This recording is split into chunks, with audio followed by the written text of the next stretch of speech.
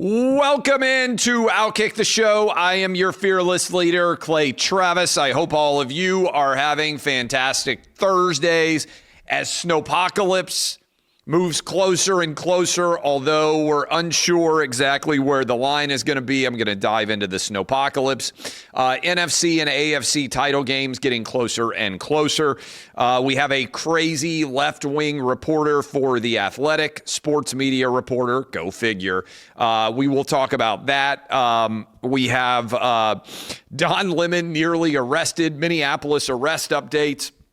I've got picks for you in the games going on, but I want to start with this because sometimes I think really good stories and really great positive things for the country doesn't get anywhere near the attention that it should. So we're going to get into the fun and frivolity of football, record ratings. Everybody's having a great time in the NFL. But I want to start with this. The murder rate in the country dropped to over 20% in 2025.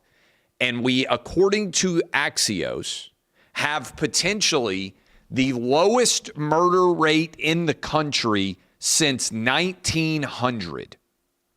I want to repeat that because it should be a huge story that everybody is talking about. But I think because it's a positive news story and because there are reasons that I'm going to get into that require some credit for Trump, a lot of media is not going to talk about this, and you may not hear about it anywhere else. So I want to make sure that I just leave that graphic up on the board, if you would there.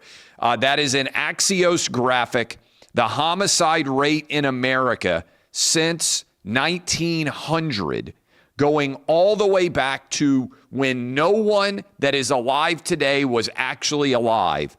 Never has it been safer to be in America than right now in the life of anyone in the country. And I'm reading from Axios. Murders fell 21% last year in 35 large cities, the biggest one-year drop ever.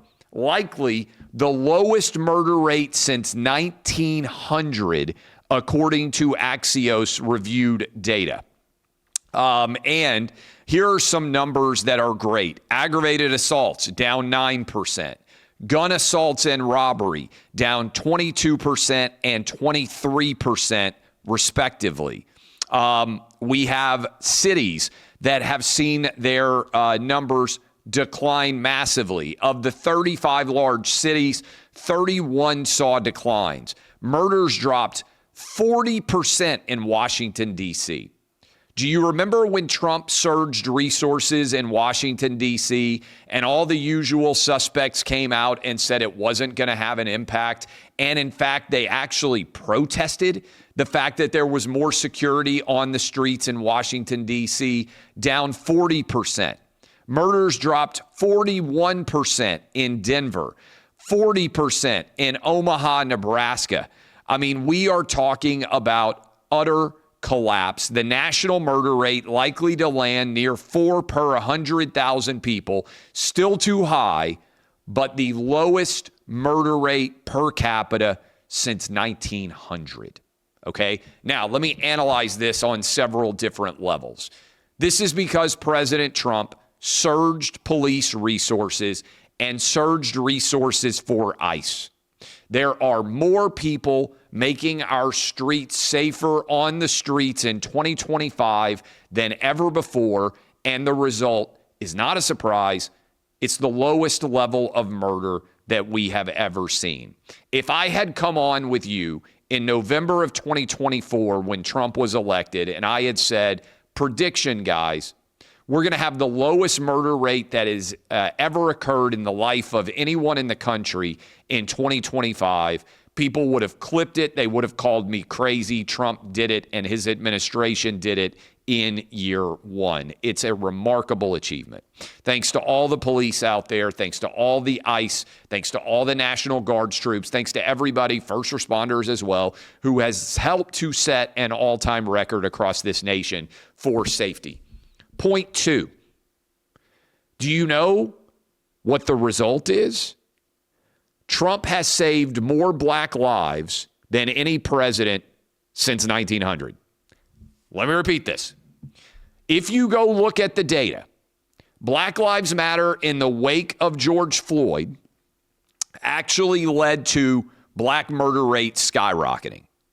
With Trump now in office and the murder rate collapsing, the overall number of black people who have been murdered has plummeted to a level likely that has never been seen before. Actually putting in place policies that protect innocent people is the ultimate way to protect black, white, Asian, and Hispanic lives. I am in favor of fewer murders. I want to drive down the national murder rate as low as we possibly can across the entire country.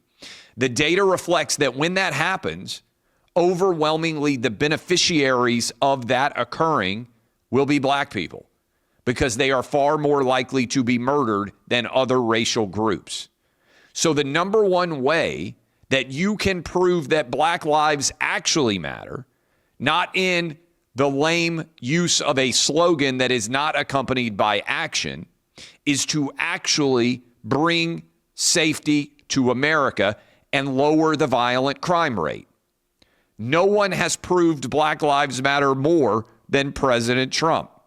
It is this level of disconnect, having to give credit to President Trump for safety and having to acknowledge that his policies work. It is that level of success that the legacy media is embarrassed and refuses to acknowledge, because what it requires is a recognition that they were wrong with everything that they said and everything that they covered, and frankly, that Democrats overwhelmingly were wrong about everything.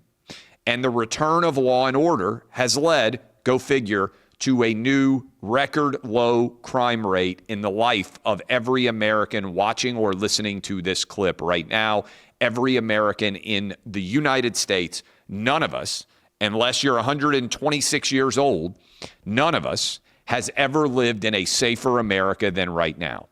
We're not only making America great again, we're making America better than it ever has been before when it comes to violent crime and protection from it. That's a hell of a positive thing. All right. Can we just have a moment where everybody says, wow, that's kind of awesome, Clay. That's kind of remarkable. Thank you, President Trump. Thank you, law enforcement. Thank you, National Guard troops. Thank you for law enforcement. Thank you for everybody out there who has been responding to help make this country, according to the data per Axios, the safest it has been in 126 years.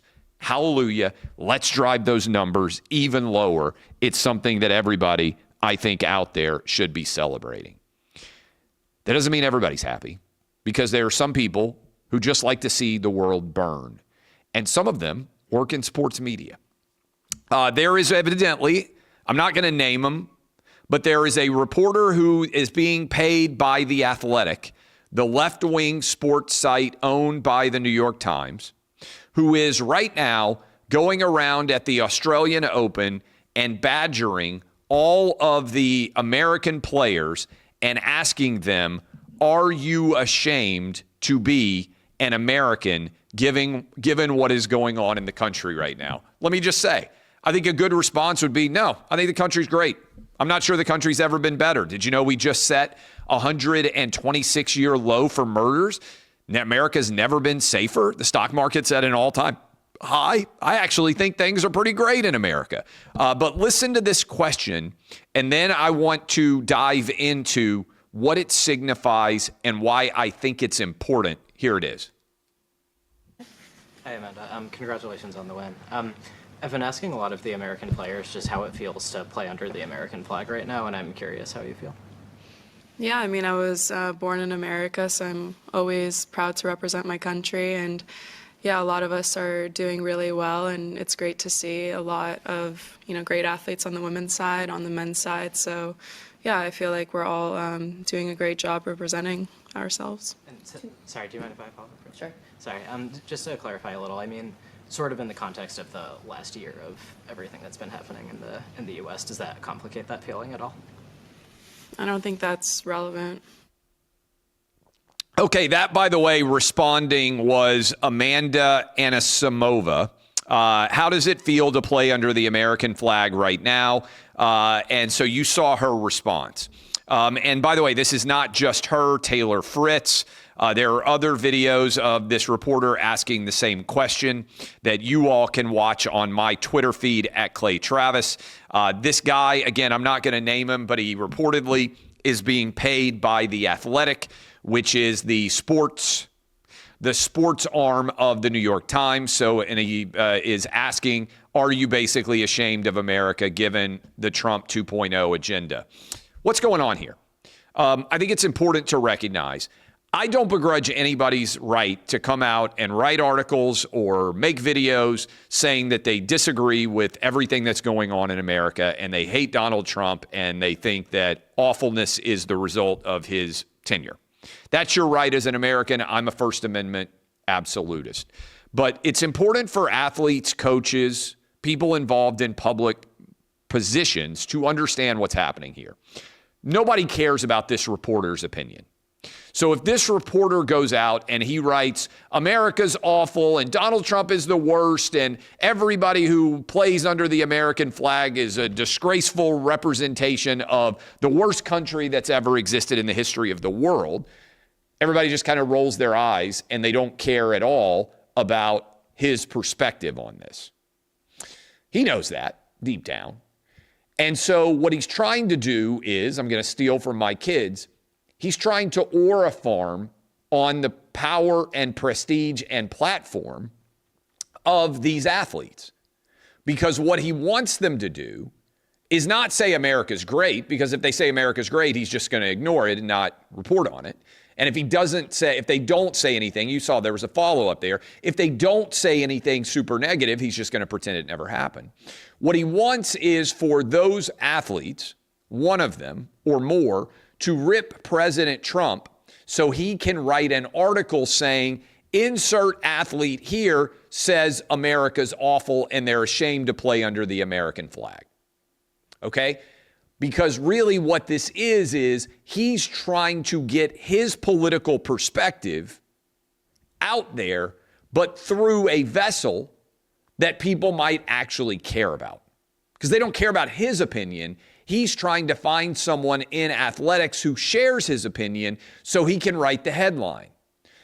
Insert athlete here rips Trump. Then all these other left-wing sports media people will use that athlete's attack on Trump, write their own version of an article about it, and elevate their political perspective using the platform of the athlete as opposed to themselves, because nobody cares about what they say, but they might care about what an athlete says.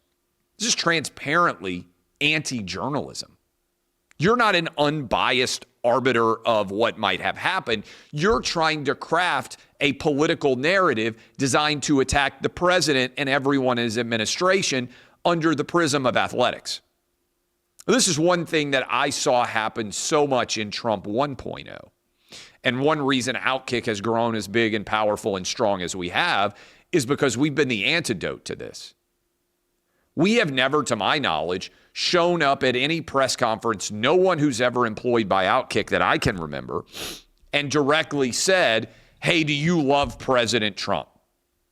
And then used an athlete's response one way or the other to turn into a story.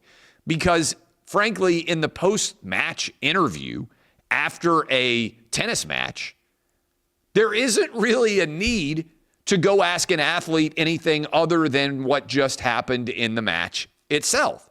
And if an athlete really feels compelled to have a strong political take, they have social media accounts. They can go out there and they can share whatever opinion they have under the entire planet of the sun with everyone. So they don't even need the media to spread their message. They can deliver it themselves. But it's important to understand what's going on here. This sports media member, far left wing, is trying to get everybody to alienate half the country, when ultimately, if I were an athlete, I would be telling them, follow the Michael Jordan rule. I appreciate when people agree with me politically, but I don't care at all. We've got the NFC and AFC championship games coming up. I don't care what any athlete on the field thinks about any subject. I just want to be entertained with great football. And right now, the NFL is setting all-time records. And I think it's not a coincidental that the NFL is setting all-time records in a time where they have moved away from politics and basically gone straight back to let's just put on great football games and let's have the controversy be what the decisions are that are made by our officials, or whether a coach should get fired, or whether a player should get a contract extension like it was throughout the 80s, 90s, into the early 2000s. So that is my take on why we are seeing record high ratings. Did you know that the game that they had on, so first of all, let me make sure I get this right. I saw Rick Cordella at NBC News. I don't want to get him in trouble, but Rick's a good guy. I've known him for a long time. I used to do NBC Sports Radio back in the day. Rick is around my age. And again, I don't want to get anybody in trouble by saying they're good guys, but there's lots of people I like at ESPN. There's lots of people I like at NBC, CBS, Fox, obviously. NBC Sports PR. Blockbuster audience for Rams Bears. 45.4 million people watched the game between the Rams and the Bears on Sunday night. Largest audience to ever watch an NFC divisional game, 45.4 million viewers. To their credit, ESPN announced that their divisional round playoff game, and I don't remember which one it was, I think it had 38 million viewers. It's the most watched program in the history of ESPN. Most watched in the history of ESPN, the divisional round playoff games are setting all-time records, the likes of which we've never seen, because they're allowing the excellence, fun, and enjoyment of football to be the story, not what this athletic reporter is trying to do at the Australian Open. So credit there. By the way, I like the Rams to beat the Seahawks. We're going to talk with Kelly Stewart here in about 10 minutes. We're going to record off this show. We're going to record a preview for the NFC and AFC championship game. So I like the Rams. And I think I'm going to have to go in on the Broncos and the under, even with Jarrett Stidham. And that brings me to PrizePicks. PrizePicks, amazing. All 50 states. You can get hooked up right now. If you go to prizepicks.com, code OutKick, you get $50. That's a 5 and a 0. Deposited into your account when you play $5. $50 when you play $5. Here is one of my picks for the weekend. This is for the AFC championship game. I gave you an NFC championship game pick. It was Matthew Stafford and Sam Darnold, each to throw more than 1.5 touchdown passes. Okay, that paid out at 2.75 to 1. This is my AFC championship game pick. Jarrett Stidham, sorry, Jarrett, more than 1/2 INT. Jarrett Stidham basically to throw at least one interception, and Kayshon Boutte more than 36.5 receiving yards. Okay, Stidham with an interception and Boutte with more than 36.5 receiving yards. If I am correct here, that pays out at 2.5 to 1. You can play in Florida, Texas, California, Tennessee, where I am. Maybe you need to kick back with the Snowpocalypse coming closer and closer. And I encourage all of you, AFC Championship game, get hooked up today and make sure that you do not forget all 50 states. $5 turns into $50. You can download the PrizePicks app, and you can certainly go to prizepicks.com, code OutKick. Okay, couple of other stories that are out there. The arrest in Minneapolis. At least 3 protesters have been arrested who stormed the Minneapolis church. That was the latest that I saw when I sat down. It's possible more have been arrested since. Reports are that a magistrate judge refused to sign the complaint to allow Don Lemon to be arrested. But this is a good example of FAFO, right? Fuck around, find out. One of these guys at least taunted Attorney General Pam Bondi and said, go ahead and arrest me, screamed at her on video, and I do not think that has worked out very well for him. What stands out maybe most intriguing to me about the situation that is going on in Minneapolis right now is almost no Democrat. Let's play that video. I think we got a video of this guy who was just arrested. You can watch him play that right now.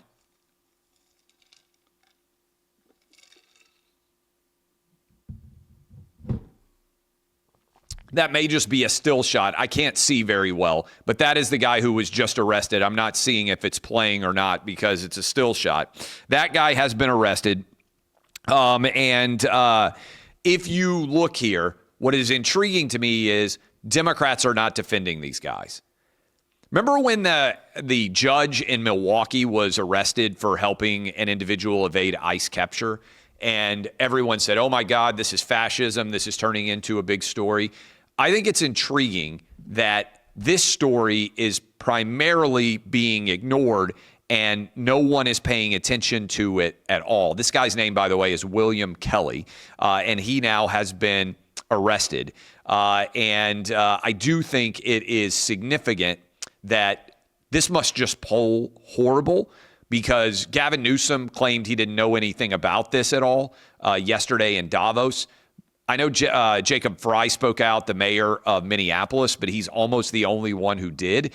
And this feels to me like evidence that that this was just complete and total bunk in terms of how awful it must poll that nobody is deciding that they're going to speak out in favor of these guys. Okay, a couple more things here before I do my recording with Kelly Stewart. Here is Jim Jordan. I believe we have video. Do you guys remember Cassidy Hutchinson? It turned it into a huge story. She was the primetime witness on the January 6th hearings. Cassidy Hutchinson, remember her? She worked in the White House. She claimed that President Trump had tried to basically choke out a Secret Service agent for refusing to take him to the Capitol. And she hadn't witnessed it herself, but she claimed that she had heard it happen. And Democrats trumpeted this everywhere. It now, no surprise, is quite clearly the case that it does not appear to have been true. Listen as Jack Smith is questioned aggressively by Jim Jordan on that allegation and the fact that it was, in fact, 100% made up. You familiar with the name Tony Ornato? I'm sorry. You familiar with the name Tony Ornato? Yes. White House Deputy Chief of Operations, Deputy Chief of Staff for Operations, right? You remember what he said about it? As I sit here right now, I do not. Yeah, he said it didn't happen. How about Bobby Engel? You familiar with that name? Yes, I am. Secret Service agent who was actually in the car that day. You know what he said? He said it didn't happen. And they both said the first time they ever heard this story was when Ms. Hutchinson testified in the primetime hearing as their star witness of the January 6th committee. By the way, did you ever confirm her testimony about this particular incident? We conducted, as I said before, our own independent investigation of all aspects of the case that we thought was relevant. We, attorneys from my office. Did you ever confirm it? That's a simple question. Well, we interviewed her, I should say, attorneys in my office before. Did you ever confirm the president leaping across the seat, grabbing the steering wheel, this whole concoction she brought up in the January 6th hearing? Did you ever confirm that? Right. We interviewed another firsthand witness who was in the car who did not confirm that had happened, but...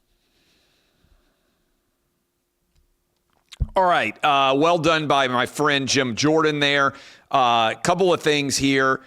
Interesting that Brendan Carr, shifting gears here a bit, the FCC commissioner, has called out shows like The View and late night programming, saying they need to have people of a variety of different political perspectives on, or they will no longer be considered news. I thought that was super interesting. Brendan Carr is going to be on with us tomorrow on Clay and Buck, so I'm interested to have that conversation. I think it could be very impactful as it pertains to that particular story. Snowpocalypse update.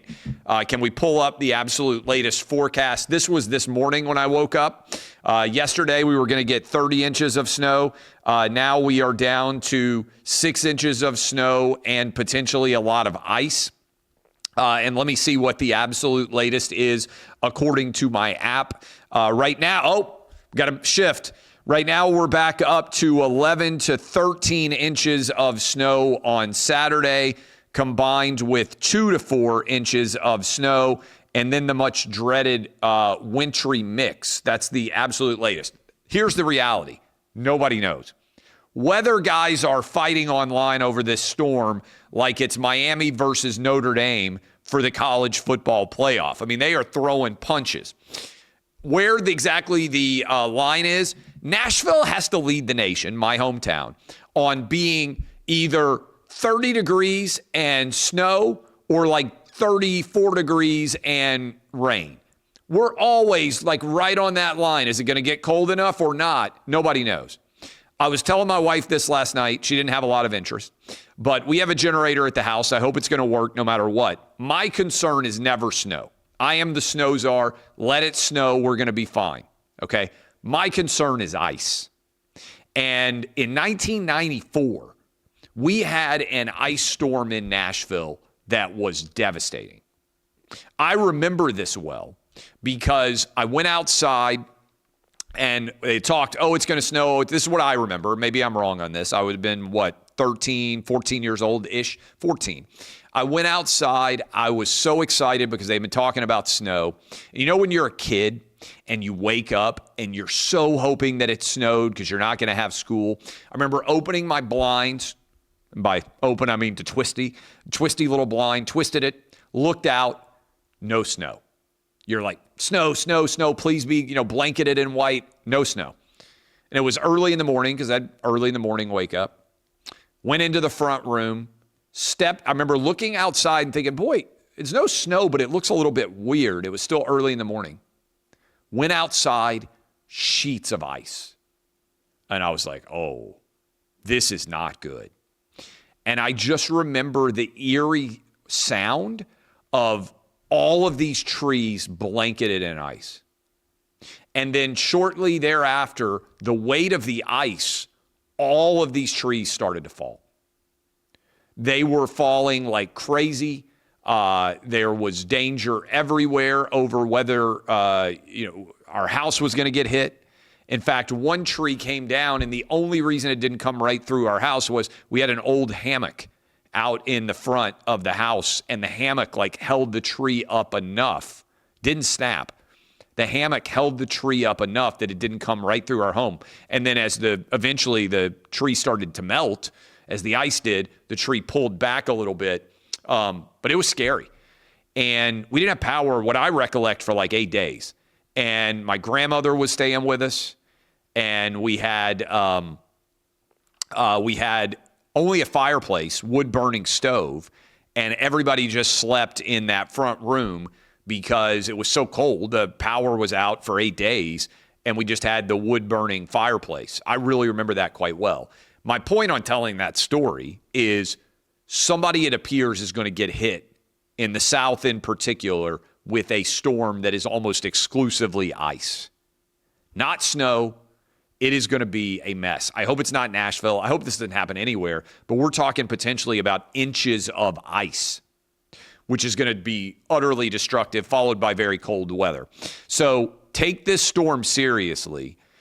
Basically, all of Nashville, the shelves are stripped clean in all of the grocery stores. But the danger here is ice. That's what knocks out power aggressively. That's what creates a lot more difficulty and danger when it comes to everything that might befall you, particularly in southern places where we don't have a lot of snow plows to make it possible to drive. So stay safe. Hopefully this storm will not be a disaster. I'm going to talk with Kelly Stewart now. We're going to do a breakdown of the NFC and AFC. I told you what I'm doing for PrizePicks. I appreciate all of you. DBAP unless you need to SBAP. I am Clay Travis, and this has been OutKick, the show.